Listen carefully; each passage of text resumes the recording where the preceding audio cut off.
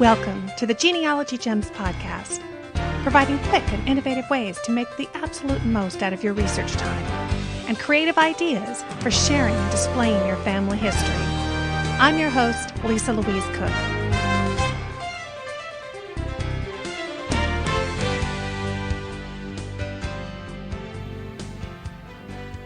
Hello and welcome to Genealogy Gems Podcast, episode number 113.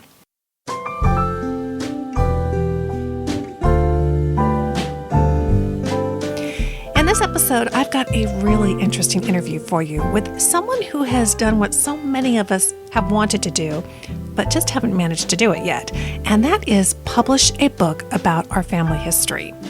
But this is no ordinary family history book that he's published, if there really is such a thing as an ordinary family history book. Paul Godges is a professional magazine editor with a master's degree in journalism from University of California at Berkeley, and he set out to write a thoughtful, emotional, and comprehensive book filled with the stories of his family, from his ancestors all the way up to his living siblings. It's not only a fascinating read, but a wonderful example of what to strive for in writing your own family's history. And in this interview, I retrieve genealogy gems as well as writing gems that I hope that you're going to be able to apply to your own research and writings. John's going to share how he discovered that his siblings had dramatically varying views of growing up in the same family. Yes, and we were 6 children within a span of 10 years, but even those 10 years, not a long time in genealogical perspective, right. It creates huge differences in perspectives.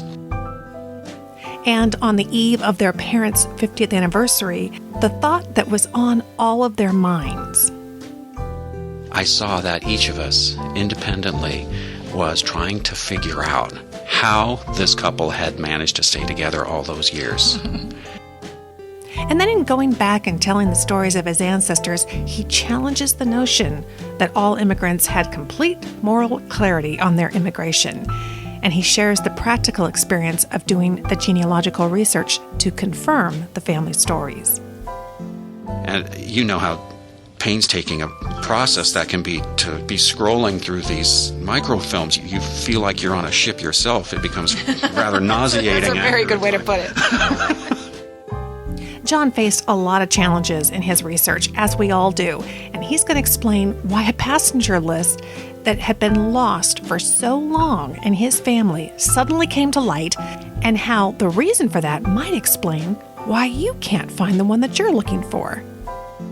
I was on the island, on Ellis Island. I was calling my sister on a cell phone, looking at New York across the Hudson River, imagining what my great-grandfather had been envisioning at the time when, right in the heart of Lower Manhattan was Little Italy in its heyday, you could say, and imagining what he was going to go through and what he ultimately went through and how heart-wrenching that whole story was. Then we really go deeper to find those gems that you can use to help you be successful in writing your family history. John shares what finally prompted him to put pen to paper, and then he shares his secrets for successfully writing a book about his own family history, how he stayed focused, how he got relatives to talk to him, and the questions that he used to draw out the real meat of the family story. You're going to get a lot out of this conversation. I know that I did. I started reading John's book called Oh Beautiful, An American Family in the 20th Century in late May, and I was so taken by it that I invited him to come meet me at the Southern California Genealogy Jamboree in Burbank, California in early June to record an interview, and he graciously agreed. So that is coming up later in the show. This summer has definitely been a busy one. My daughters, Vienna and Hannah, came down to Jamboree with me last month. And of course, Jamboree is always a big highlight of the year. I kept really busy giving 3 presentations. I served as a panelist for a session on genealogy blogging, and then, of course, presented a live version of the Genealogy Gems podcast, which, of course, we recorded and which you will hear on the podcast in the coming weeks ahead. So stay tuned for that. Doing the live show was so much fun. I sat down with Allison Stacy, who's the publisher of Family Tree magazine, for an Oprah-style type of interview. And then she led us on a rousing genealogy game show. That was fun. I think it took the audience a little bit by surprise. During the show, genealogy blogger and podcast listener Kim Von Aspern posted on Facebook, "This is so awesome. I'm sitting in the podcast audience. Thanks, Lisa, for this experience." And then, surprise, surprise, she was one of the lucky members who participated in our little game show quiz. And she won some great prizes from Family Tree magazine. And then we not only had friend of the podcast and handwriting expert extraordinaire Paula Sassi on the show, but she did an analysis of one of Allison's ancestors, as well as one of our lucky Facebook fans' ancestors. Now, as you may know, back in May, we had a little contest. Folks who would click on the like button on the Genealogy Gems Facebook fan page, which therefore you become an official fan of the show. Once they did that, they had an opportunity to submit a historical document written by one of their ancestors to be analyzed during the live podcast. And the lucky winner we selected was Heather Wilkinson Rojo, who submitted a letter dated from May 11th of 1887. It was written by her first cousin, 4 times removed, John Owen Dominius. And what a fascinating story that turned out to be. So stay tuned, because that episode, recorded live at Jamboree, is coming up later this summer. You can read more about what we were up to at the Family Curator blog, where Denise Levenick did a nice little write-up on the live Genealogy Gems podcast. And I think Genea-musings Blog author Randy Seaver has a series of photographs from the Genealogy Blogger Ice Cream Social that was held. And there you're going to find a snapshot of me and Hannah having a very good time. And I was also very honored by the folks at Jamboree, because my Google Search Strategies presentation was selected to be featured as one of the live webinars that they made available for free to folks across the internet. And that was a fantastic experience, presenting to a live audience that was there in front of me, which of course I always enjoy, but also knowing that so many of you were out there watching as well. In fact, Susan Elizabeth posted on my Facebook wall, she writes, "Looking forward to using the Google tricks from today's lecture. Couldn't be in Burbank today, but had the next best thing. Thanks, Lisa." Well, you're welcome, Susan. It was totally my pleasure to do it. And Rita from Nebraska emailed me to say, "Dear Lisa, I just finished watching your presentation from the Southern California Genealogy Jamboree and want you to know how much I enjoyed it. I felt like I was right there in the room with you during your presentation, although I'm in Lincoln, Nebraska. Thanks so much for all the information." And it was funny because I had just finished up the presentation, was walking to my next class, pulled out my smartphone, and I was checking my email. And here's this email from Rita, and she's in Nebraska saying that she had just watched the presentation. It was really, really neat. And I think that experience just really speaks to the way that things are moving, don't you think? I mean, no longer are we confined by the barriers of location. Webinar technology, it's making it possible for anyone with an internet connection, well, albeit a fairly high-speed connection, to join in on the fun and the education of national speakers and conferences. Very cool, and big kudos to the Southern California Genealogy Society for making that possible. It was a really neat addition to this year's Jamboree. And I have some good news for you, because if you weren't able to attend Jamboree and you missed my live webinar presentation, which again was on Google Search Strategies, you still have an opportunity to check that out, because I've made arrangements with the folks at Jamboree to make the recording, the video recording of that presentation, available in the Genealogy Gems premium membership area of our website. It's kind of as a perk for premium members. So that will be posted later this summer, and I'll let you know as soon as that's ready for viewing. And then about 2 weeks after Jamboree, Hannah and I were off to the Colorado Family History Expo.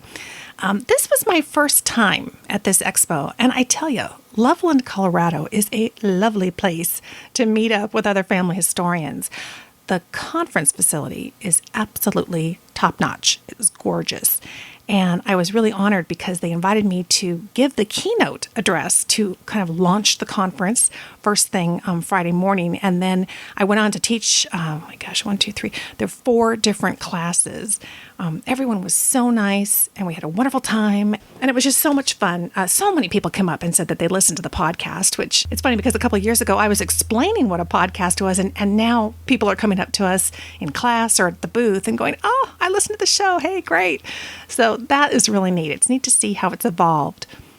Holly Hansen and her team, they just do a tremendous job of providing a really friendly, fun, and educational experience at expos. If you ever have a chance to get to a family history expo, take it. You'll really have a wonderful time.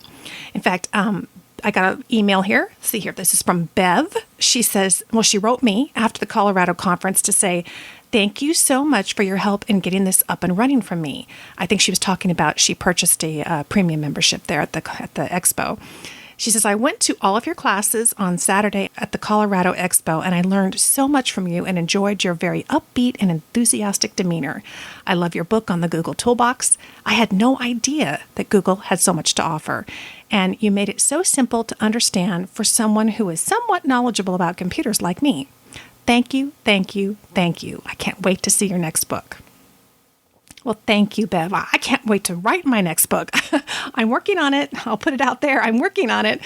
That's coming, but I'm really glad that you enjoyed the expo so much. I know I did. And I also got a chance in Loveland to meet Ruby Coleman from Nebraska and author of the Genealogy Lines blog. She's a professional genealogist, a writer, a lecturer, and teacher, and she was there teaching at the expo. Genealogy is truly Ruby's passion, and she's been at it for over 40 years. And I just discovered when I got home that Ruby had written up a really nice review of my book, The Genealogist's Google Toolbox. So I'll have a link for you to her article in the show notes. She had some very kind words to say, and I really appreciate it. Thank you very much, Ruby. So now I'm home for about, I think we have about 4 weeks, catching up here in my office, my email.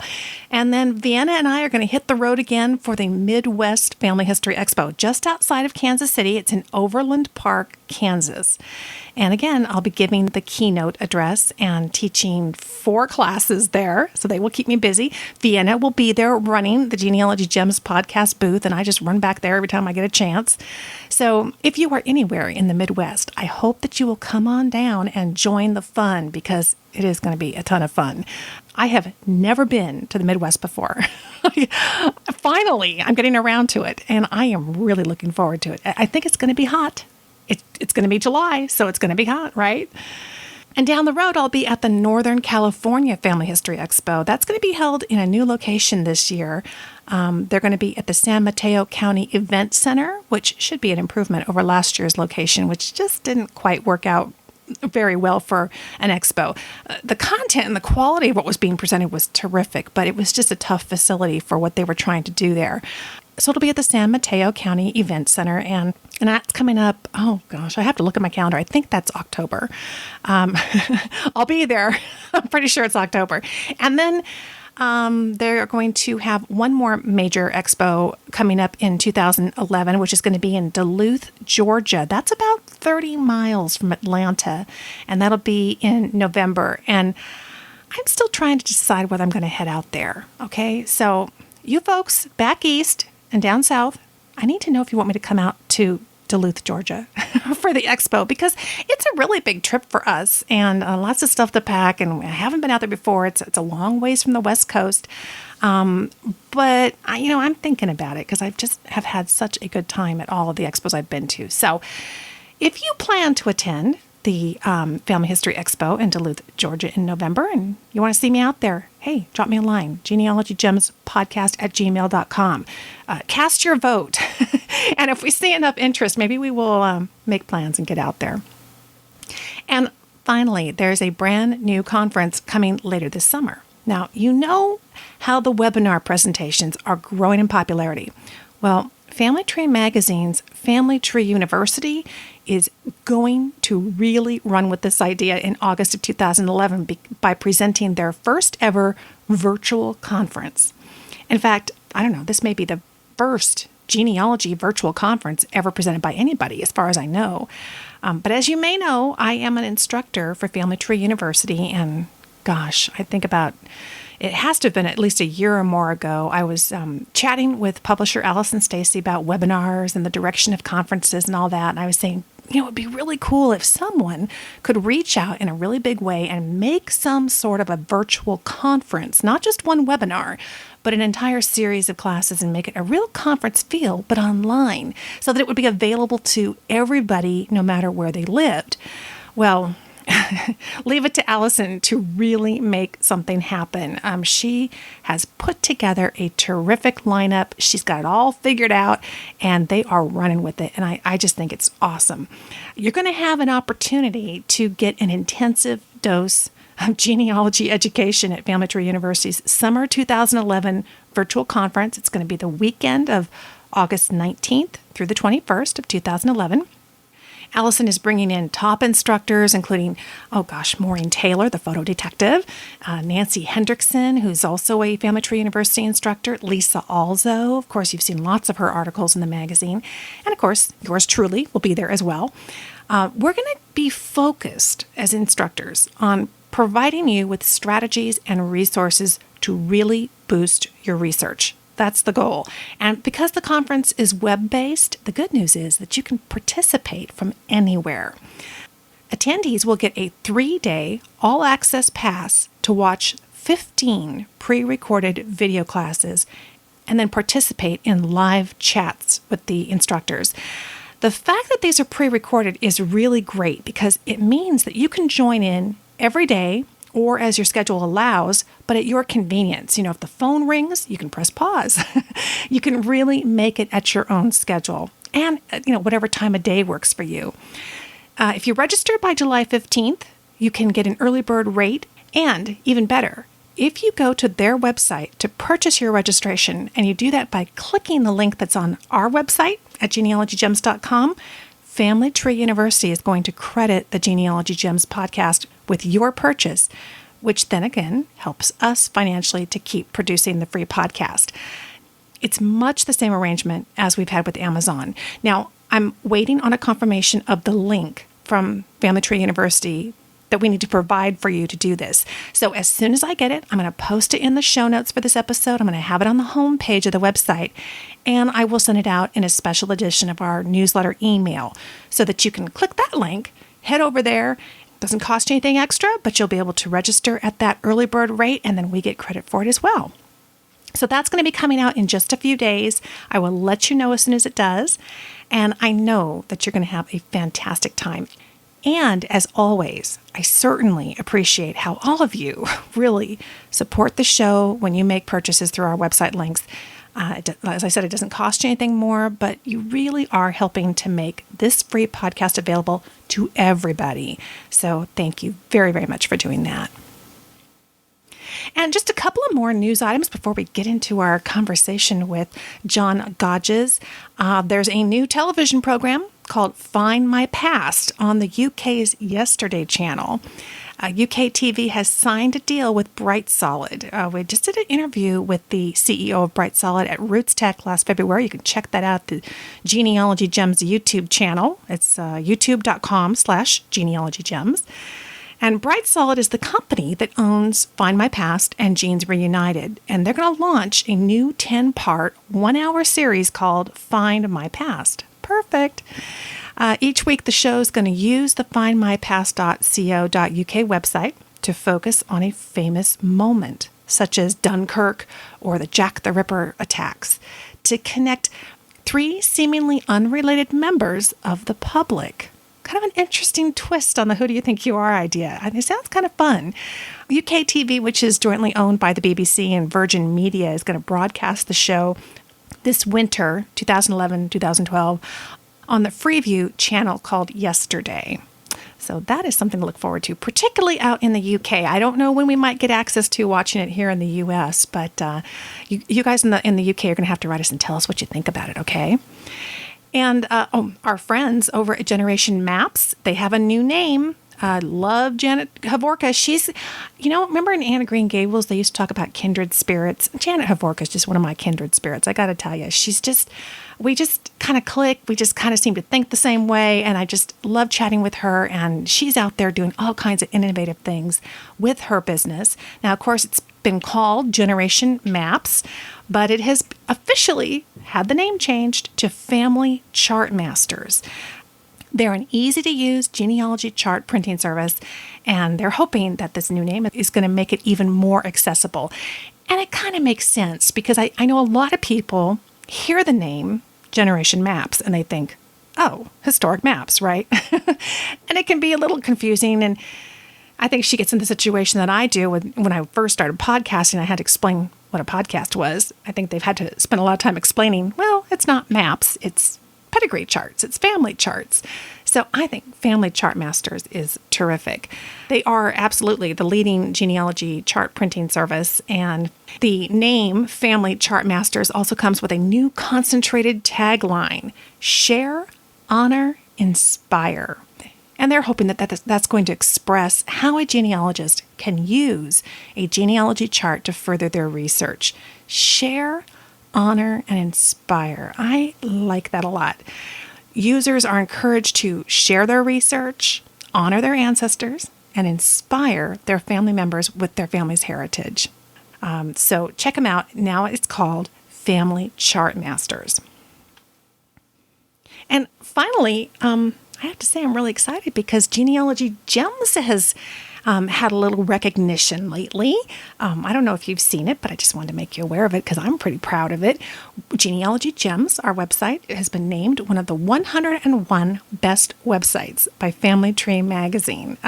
Pretty exciting. And I have to tell you, my hands up, I'm swearing, I had no clue we were even being considered because when I was helping them do the assessment of all the different blogs, they came up with the 40 top blogs. It was real clear that my blog could not be considered because I was on that panel and that type of thing. So I didn't really think much about it. But good old David Frixell, who was putting together the article for the new issue of the magazine where they're announcing the 101 best list, he kept this under wraps. And he put us in a category that I'm very proud of, which is tech tools. I think that is probably a very logical place for us to be placed. And I know that David just combs through all the different websites out there, constantly trying to keep up with what's new and what's coming out there, and then really assessing what's the best of the best, hopefully getting the word out to folks so you don't have to do as much of that legwork. And so knowing what he puts into his search, I'm really appreciative of that honor. It's just very, very nice. So thank you very much, Family Tree Magazine. Okay, well, that is what's new with me. I want to check in to see what's new with you, and we will do that over at the mailbox.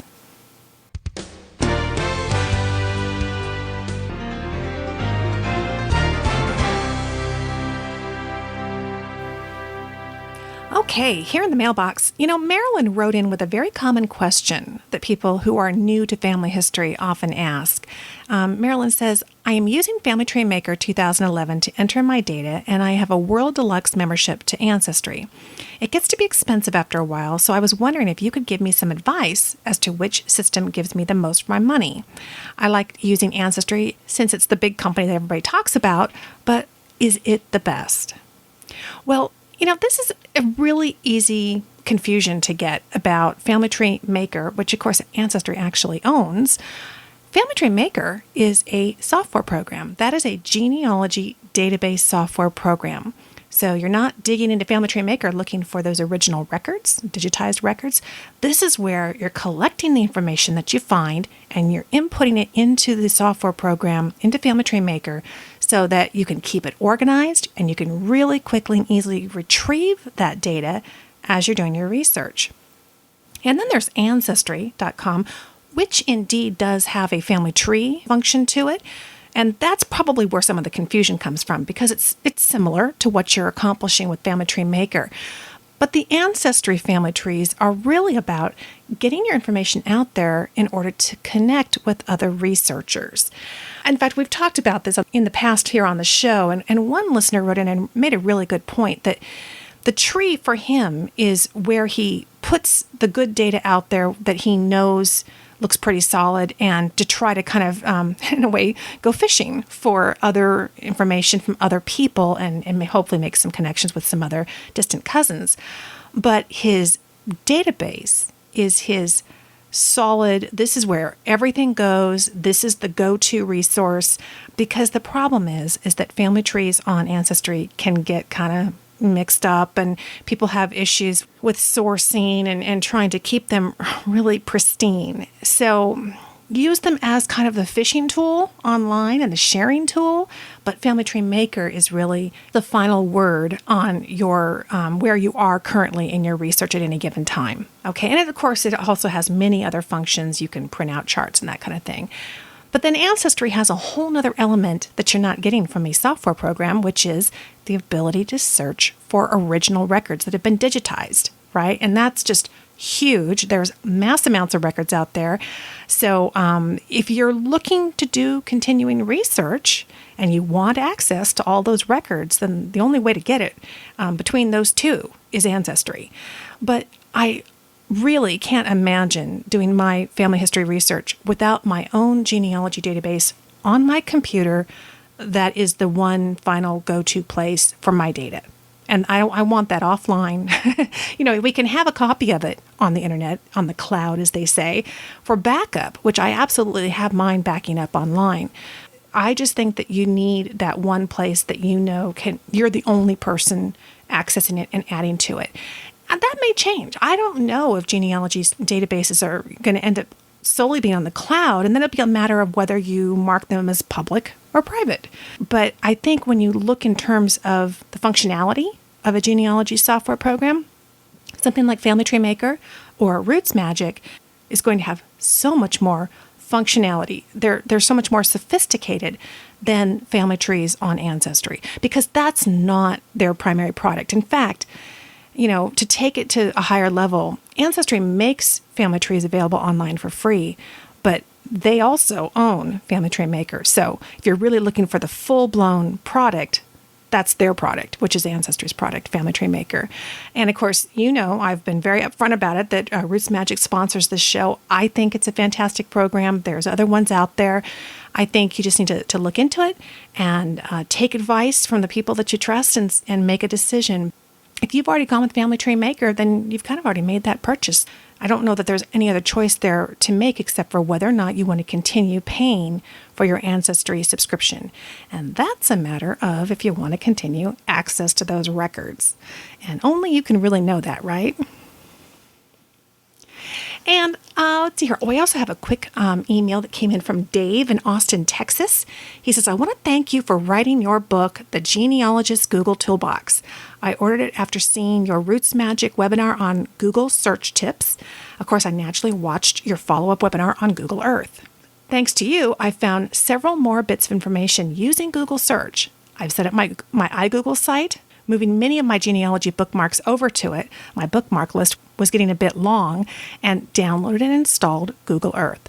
My next steps will be to visit the Google Labs to see what neat stuff they're working on for the future, and naturally to check out your podcast. Once again, thanks a million. It's been a multi-door opening experience. I love that, Dave. Thank you. Your email absolutely made my day. A multi-door opening experience. We all love that. I was hearing things like that from the folks at the Colorado Expo. They were saying, this just opens my mind to something new. This kind of like throws the windows open and makes me feel like I need to be looking in different directions. And don't we all need that sometimes? Just something, a catalyst that says, come on, we're kind of stuck in a rut. Let's kind of throw things open and try to go through some different doors and see what we can find that way. So that was kind of one of the main goals of that book. And I'm really glad you're enjoying it. Thank you, Dave. And a new listener, Barbara from Sydney, Australia, she writes in, I just wanted to thank you for the Genealogy Gems podcast. I discovered it and recently downloaded all the episodes so that I can listen to them on my commute to work on the train. It's the best half hour each way of my day, and this morning I had to drive to work and I really missed listening to you. It's cute. Only 2 weekends ago, I had an email from a cousin in California I knew nothing about, and she was able to give me some clues that meant I was able to find my, or should I say our, family in Ireland. I think that making that connection has been the most fantastic thing about researching my family history so far. My mom always said that we had family in the U.S., but I never knew who they were. Now I have a cousin there. How fantastic. Thanks again for your podcast. It is really fun to listen to, and I thought that you might like to know how far you've traveled. Well, thank you, Barbara. We're getting more and more listeners in Australia. I would love to come down there and speak at a conference or do something in person and get a chance to meet some of you guys, because always just wonderful emails, and it is kind of cool to think about the podcast traveling such long distances. I think that's great. And Carol wrote in, she says, I was listening to episode 108 last night on my hoof around the condo. Good for you. And I was nodding my head in agreement with the person who was complaining that the data that's put on the public trees in Ancestry is just plain wrong. See, that's one of those discussions we've had in the past about the family trees on Ancestry. Lots of challenges with the accuracy. She says, I've found some incorrect information in various trees, and almost everyone I have contacted has chosen not to respond. Interesting. Either there are email bounces or there's just silence. And this silence is so prevalent in my genealogical inquiries, historical societies, message boards, surname websites, etc., that I have to wonder if genealogy is a collaborative sport at all. Anyway, I was surprised at your comments about wanting Ancestry to come clean with their priorities about trying to attract new members as opposed to supporting existing users. I would think that attracting the untapped market would be many companies' top priority. After all, you already have the existing customers' money. What you want is new sources of money. And that's very true. I think a lot of them do. But a lot of them in the genealogy community also spend a lot of focus on supporting. That's that old saying of getting a new customer is 10 times more expensive than maintaining an old customer. And of course, with something like Ancestry, you want them. They have the potential, in a sense, become a new customer every year because they're renewing that ongoing subscription, as we all know. But point well taken, Carol.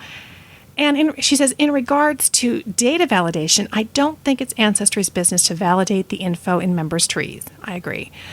She says they can't correctly index names and someone wants them to validate data. My Puritan ancestor was indexed as Currington. I would never look for them in the C's, which is why I found them only by accident.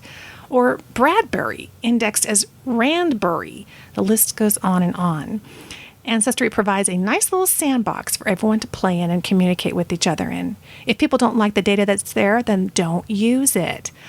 As you say, Lisa, the data there is just a clue, a hint, and it should be treated as such. It would be wonderful if people only posted accurate information, but I don't see that happening anytime soon. In summary, here's what Carol says she wants from Ancestry, besides better indexing. She says, I want members to populate their public trees with accurate information. Tall order, I know. If they're using Ancestry as a whiteboard, then make it a private tree. I don't want Ancestry deciding what's correct info and what isn't. And I would like the courtesy of a reply when I attempt to make contact or to correct wrong information.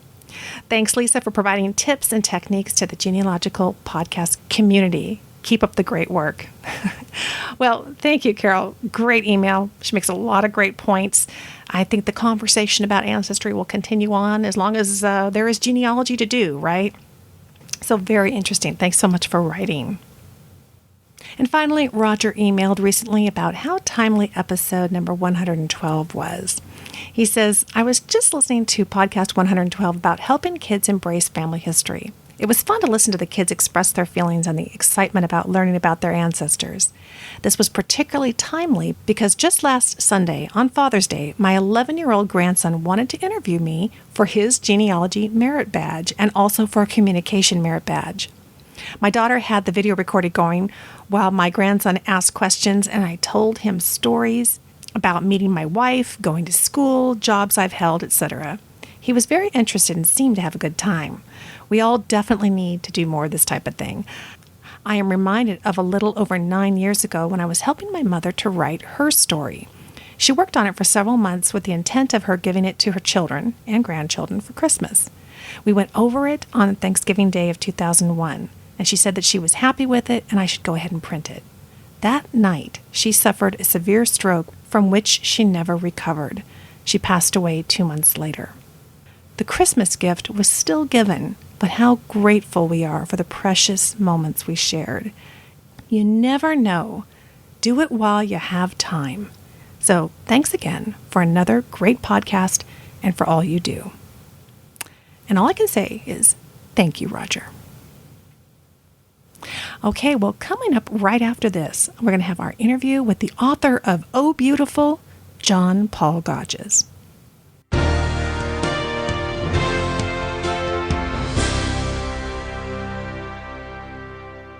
Are you looking to take the next step in your family history research and start recording your family tree in your own genealogy database?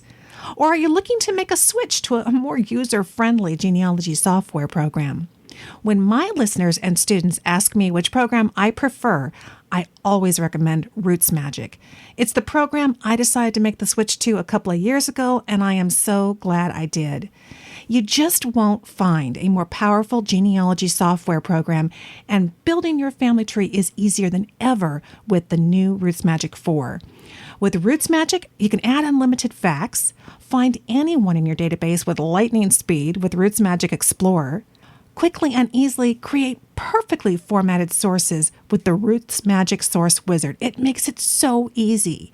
You can create customized reports, and best of all, you can now take RootsMagic wherever your research takes you with RootsMagic to Go, which lets you run RootsMagic directly off your flash drive. And RootsMagic makes it a snap to share your family history. You know how important I think that is. It'll help you publish a book, create stunning wall charts, shareable CDs, even create websites automatically from your data. Really, what are you waiting for? Download your risk-free trial of RootsMagic 4 and see why professionals and beginners alike choose RootsMagic at rootsmagic.com.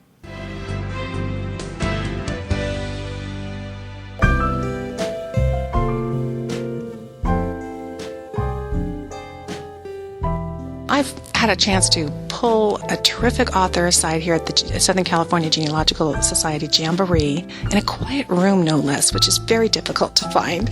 And I want to welcome to the show John Paul Godges. Welcome to the show. Thank you. Great to be here, Lisa. I really appreciate you coming to a genealogy conference to meet up with me. Boy, after I started reading your book, I thought they need to put you on the schedule to be sharing this story, because you've done what so many of us strive to do, long to do, and so rarely do, which is you've actually put this down on paper, and you've got this compelling family history that you share in your book. It's called Oh Beautiful. Tell us, what prompted you to finally put pen to paper and capture this incredible story? It was my parents' 50th wedding anniversary in 1999, and I have 5 brothers and sisters, and they gave me the task of compiling our anniversary tributes to them. I saw that each of us, independently, was trying to figure out how this couple had managed to stay together all those years. Yeah. And then I started thinking that, these tributes that each of us had written separately, independently, unaware of what everyone else had done, and yet still struggling with a same kind of a logical conundrum. How could two people who are so very different from each other in many ways remain together? I realized that those tributes were saying a lot about us as kids as well, because we are very different among the 6 of us. Siblings all grow up in the same family, but they have a very different view of family history, don't they? And just the family dynamic of what was it like to grow up in your family? Yes. And we were 6 children within a span of 10 years, but even those 10 years, not a long time in genealogical perspective, right. It creates huge differences in perspectives.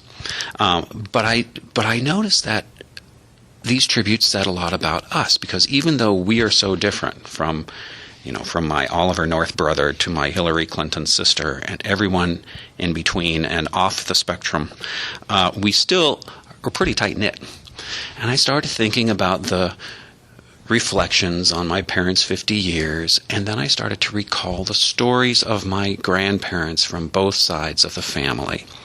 and their very difficult decisions to immigrate to this country. We hold these myths of the noble immigrant stories. They were noble immigrants. I should say we hold these myths of our ancestors coming to this country to build a city on the hill. Very clear decision, filled with moral clarity and rectitude. There were ferocious arguments on both sides of the family about the decision to immigrate to America in the first place.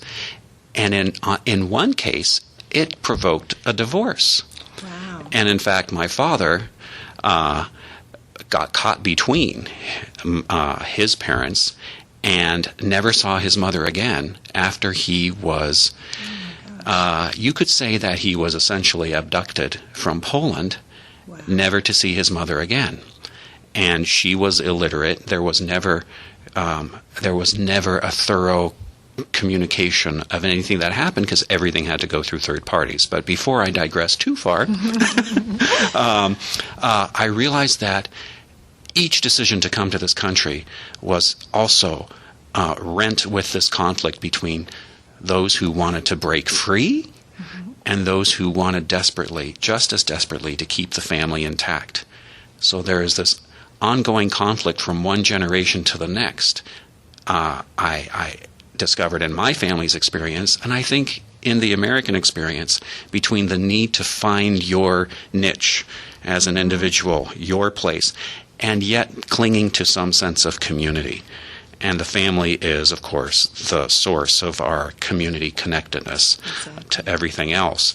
And so I wanted to portray that story from one generation to the next, how each of us down the line over the course of a century have struggled to strike that healthy balance between individualism and community integrity. Well, and you talk about the classic reasons for coming to America, and we think of that as just applying to everybody. Well, they, wasn't enough land in the old world, and they needed to come to the new world or whatever. But in the first story you tell, and you kind of break this up by the different lines of your family, I had an opportunity to read this first compelling section, part one, entitled "The Newcomers." Was this your mother, your father's side of the family? Both from Italy and Poland. And chapter one is my mother's side of the family, right, called the Great War. And they were Italian? Yes. It was really interesting to hear how many times they crossed the pond before they actually really did settle. So tell the listeners, because I just thought that story alone was worth the cost of the book and reading it, because it was just like, wait a minute, he's going back and now he's coming. I mean, they're world travelers, and and it was when there was just steamships and barely any cars. Tell us about that. Yes, we never knew this until I started digging around and asking the old aunts and uncles and coming up with the details, because the stories that are passed down is that there was a clean break. Right. Well, no. 100 years ago, actually, my mother's side of the family came between 1902 and 1914. It took a period of 12 years for them to make that clean break. So it was not clean. Not clean at all. It was exactly comparable to migrant laborers today from south of the border. They come here in search of work so they can support the family back home. They'll come again if work is available and go back home. They'll come again and look for jobs that Americans are unwilling to take. In one case, a company was looking for immigrant laborers in Lehigh, Pennsylvania, right, to ship to the Midwest, specifically because they knew they could hire immigrants to do this job. And when they came to get that work, it was not necessarily, I'll come and get a job and then I'll stay. It was the idea, I want to go back with money in my pocket. So it wasn't necessarily, we've already made that complete decision to bring the whole family. Absolutely. Lots of separation. Absolutely. And just reading the stories of current events over the past 10 years, the stories of immigrants suffocating in freight cars in Iowa. This was just a few years ago. Right. There's hauntingly similar stories to what my great-grandfather experienced upon his arrival to this country. And so the more I learned about my family history, the more I realized that a lot of things have not changed all that much. And I was just telling you before we turned the microphone on that it seems like nowadays I don't have much of a chance anymore to sit down and really read a good, thick book. And so you sent me the review copy to take a look at this, and I started reading it, and I couldn't put it down. And we're talking long chapters. I mean, this was a full, compelling story of this family. But I was just like, I can't put this down. I need to know what happened. What happened on the train and what happened here. Now, I don't want to spoil it for the people who I'm certainly hoping will go and check out your book. But I would like to know, because I get the sense you have not necessarily been a genealogist all your life. You're not a classic genealogist. So what led you to write a book about family history? I needed to understand what the facts were about my grandparents. From all these different varying stories you've been starting to hear. And did you have to learn the process of doing some of the research to confirm those facts? Yes, I stumbled into it. I have a background in journalism, so I felt somewhat comfortable and searching for facts that I had no knowledge of before or where to find them. But simply in interviewing my family members and tracking the oral history, I found very early on that I had to double-check and triple-check every little detail, just because there are good-natured, well-intentioned slips of the tongue all the time. You are thinking of University of Memphis when you really need to say University of Nashville, for example. Makes a big difference. But I am the first one to make slips of the tongue like that all the time. So I needed to double-check every little historical detail, everything from the Summer of Love in 1967 to what was happening at the turn of the 20th century. So I found out about the Family History Library at the Mormon Temple here on Santa Monica Boulevard. And in double-checking the stories that my aunts and uncles and parents told me, I was scouring their microfiche rolls or microfilm rolls. And it turns out that there were 6 ships involved in the 2 sides of the family coming to America. I was able to locate 5 of them the old-fashioned way at the Family History Library. And you know how painstaking a process that can be to be scrolling through these microfilms. You feel like you're on a ship yourself. It becomes rather nauseating. That's a very good way to put it. But I couldn't find the most important ship of all, the very first one of my Italian grandfather's arrival in this country. We never had any documentation of his arrival. We never had any proof. There was just a story that somehow had been passed down through oral history, even though he disappeared shortly after arrival in this country. We had no knowledge. All we had was a date of his death that had been written in pencil on a postcard and passed down from one generation to the next. Well, I had hit a wall, and fortunately, I was a tourist in New York City about 3 years ago, and I went to Ellis Island. By that time, the database that had been bankrolled by philanthropists, Lee Iacocca and several others, had made it possible to search for your ancestors not just by name of ship, which was this huge barrier, that you had to go through all of this rigmarole, cross-reference database to a sound decks and on and on and on to locate your people. Well, fortunately, they had updated the ship manifest records so that you could search by name and year or even span of years. I was at the library there on Ellis Island merely intending to confirm the 5 ships that I had found, because I had them fresh in my memory at that point, so just clacking away, stuck them in.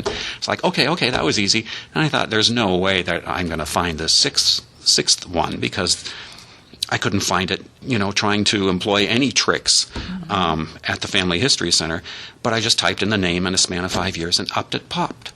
And it was my grandfather's name from a very small town in a hill town in central Italy, and he was, all of the ages and the family relationships and everything on that line were accurate, and I was then kicking myself, how come I had failed to find this before?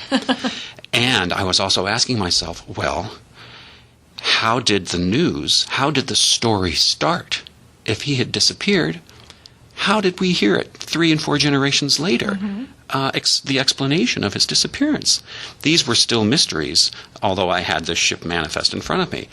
And then the light bulbs went on, because I saw that on each page of this digital passenger list, there were 39 or 40 pages, each with, 20 or 30 names.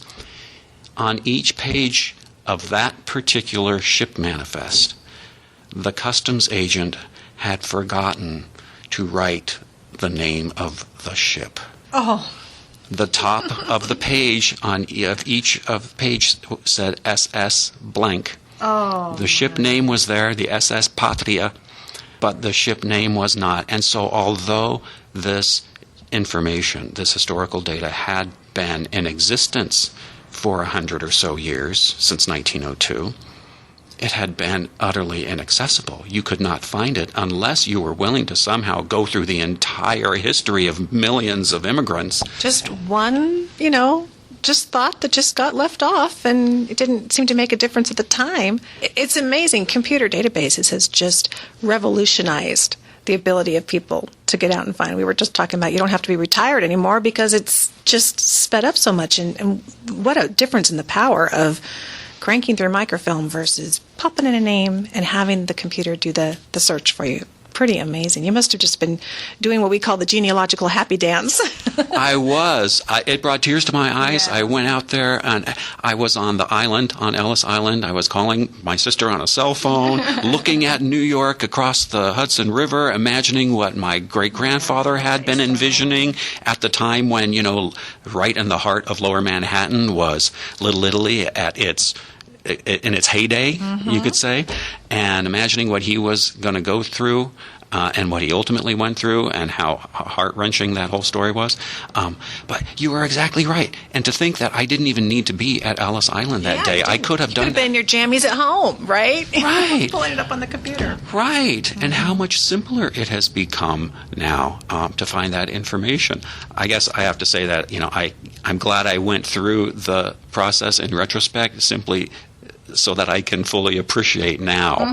That's very true. Very well said. I suppose in 10, 20 years, they'll never have to do the kind of legwork that we did, and it will all seem so simple. Oh, yeah, go ahead. I'm sorry. There was the other mystery regarding how the story was passed down. Oh, right. And this was also double confirmation that this was the right person, the right man. It turns out that my great-grandfather had the same traveling companion. Oh, yes, I remember that from the book. As did my grandfather, who arrived 4 years later to find him, to search for my great-grandfather. The same man from the same little village who was 4 years older 4 years later. So he had served as the emissary, just as you said in the very beginning, returning to Italy and sharing the news, and then chaperoning the son to America.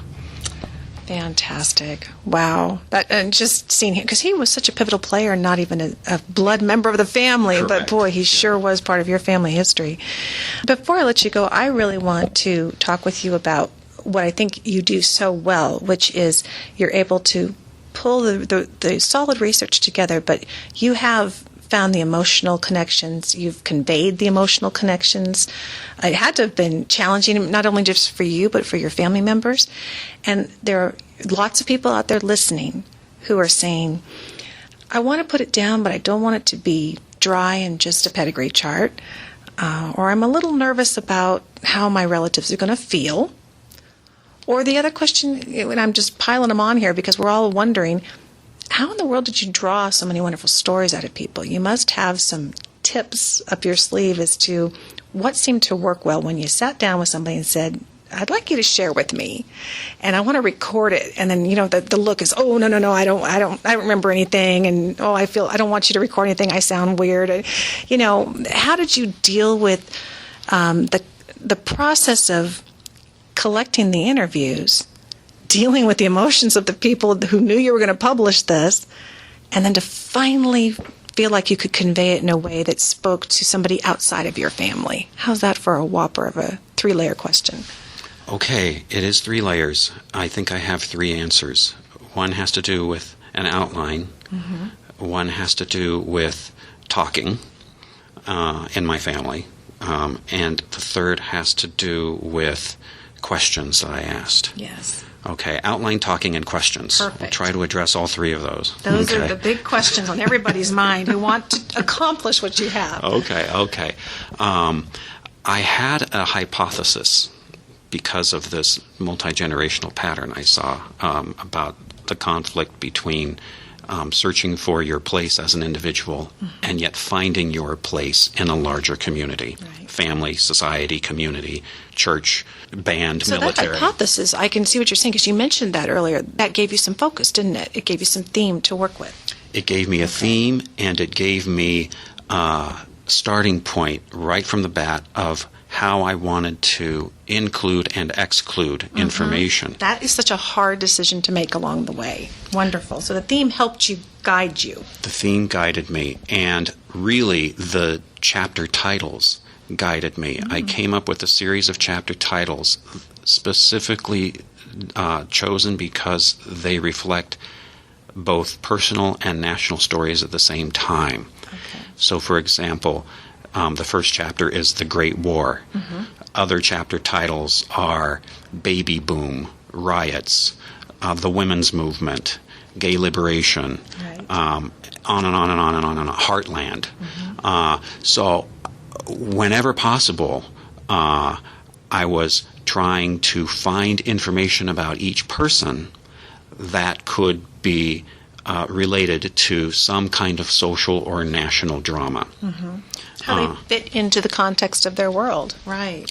That's right, and that fit particularly with my theme of how each person finds his or her role in a family or a community, and trying to give each person an opportunity to sort of own his or her chapter or a little sub-memoir within a larger memoir. And just for those of you listening, this is not just John's ancestors. This comes into modern day, which I love. It pulls the current day folks into this story and shows the connectedness. So I'm guessing you have this theme. You've got chapters that are kind of guiding you. That must have then stepped into the interviewing process of guiding you. Because, it's hard. You sit down and you have this blank slate. What are you going to talk? And you only have a limited amount of time with the people that you're interviewing. Did that then guide you in how you wanted to go and maybe pull some of the stories out? Yes, that goes to our third point about questions.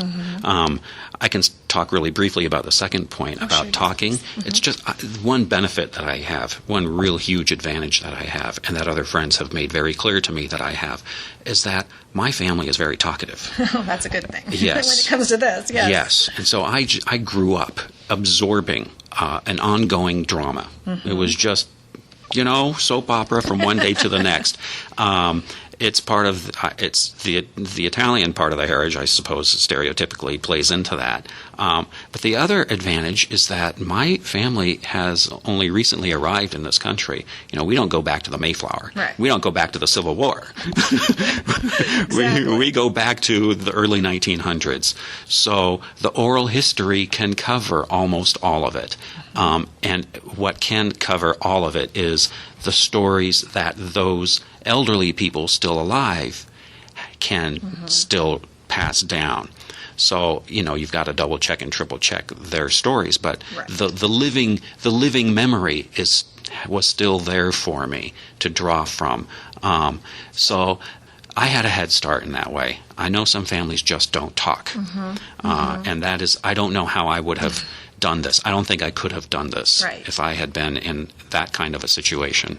But the questions that fed into this outline of balancing the individual story with the national story, there were 3 or 4 questions that I asked all of the major characters. Okay. They were, if I can recall them, because this was an important part of the interview process that I called the introspection. sounds kind of like the Inquisition, Yeah. the interrogation. But How did you feel about all that? Oh. right. But after getting the facts and figures and dates down, I asked 3 or 4 questions about reflection, trying to get people to reflect. A couple of them had to do with when in your life was it most difficult for you to be true to yourself? Okay. And a related question to that was there any person or group or role model that had a particularly important influence on your life? Okay. It could have been a college professor, it could have been a philosopher, it could have been a rock star. Who did you look to as someone who you could identify with in a way that no one else you knew could identify with? I would imagine that's a very powerful question, because sometimes it's hard to talk about how I characterize me. But if I can tell you who I'm looking at and identifying with and talk about them, I'll bet that just gave you so much insight into really the person who was describing that person. Yes, in every area. I mean, from my brother, the baseball jock, who was the number 1 baseball player he identified with? Not the name of the player being important, but why he identified with that particular approach to baseball as being important, and what that said about my brother's view of the world. Okay, so everything from baseball to theology to music and on, and politics and military history and every on and on. So that is a way of getting people themselves to point out where they found themselves in the larger society. The other angle, again, I was trying to balance this tension. The other angle is, when in your life did you most feel connected to something larger than yourself? Where you knew you fit. Where you knew you fit. So, on the one hand, I was encouraging people to look inward, to the core of their being. What really makes you tick? Who are you? What makes you unique? At the same time, I was asking people to force themselves to look beyond themselves. Where did you find yourself belonging to something bigger? And how does that reflect your personal story as well as your connection to everything else? Right. Yeah, it's interesting, particularly in today's world. It seems like more and more people are just inward focused, and yet your book makes it so abundantly clear that we are all connected, whether we know it or like it or not, that we're all products of what was going on around us. We all took it just a little bit differently. And it was interesting, you asked the question about being true to yourself, and I certainly picked that up in the story of the Italian family, and that was so important to them, to know who they were, even in the face when the community they thought they were part of and very close to kind of turned. And they had to decide, do you go along and appease these people, or do you stay true? And in your family, it sounds like that's something, a theme that has been there. Did you discover that there was a lot of that? You're just to find happiness, you just have to know what your compass is?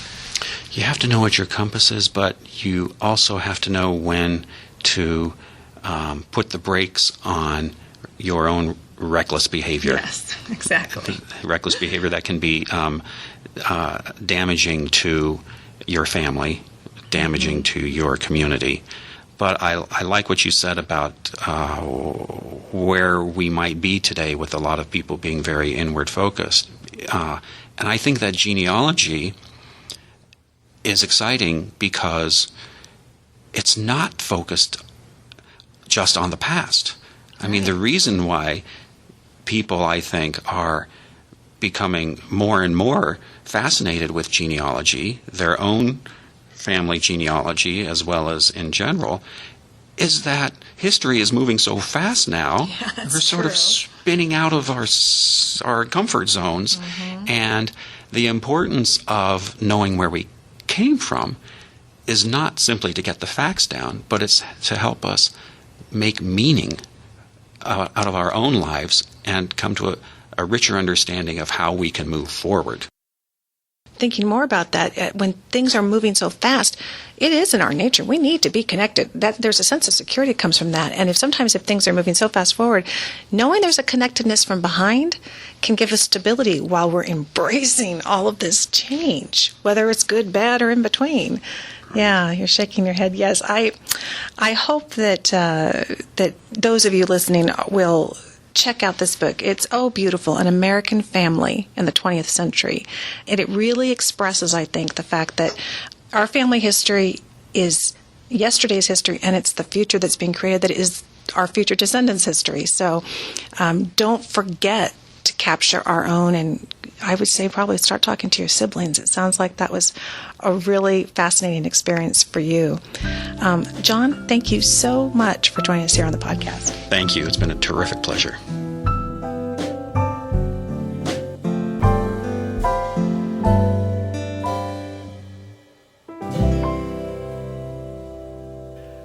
Well, we've come to the close of another episode of the Genealogy Gems podcast. We've packed a lot into it, but I just had a wonderful time. I hope you did too. I'd like to give a shout out to Drew Smith of the Genealogy Guys. Thank you, Drew. He interviewed me at the Genealogy Jamboree last month, and he featured that interview in their most recent podcast episode. So that's from June 21st of 2011. I'll have a link for you in the show notes so you can check it out, see how it was with Drew turning the microphone on me. It's kind of fun.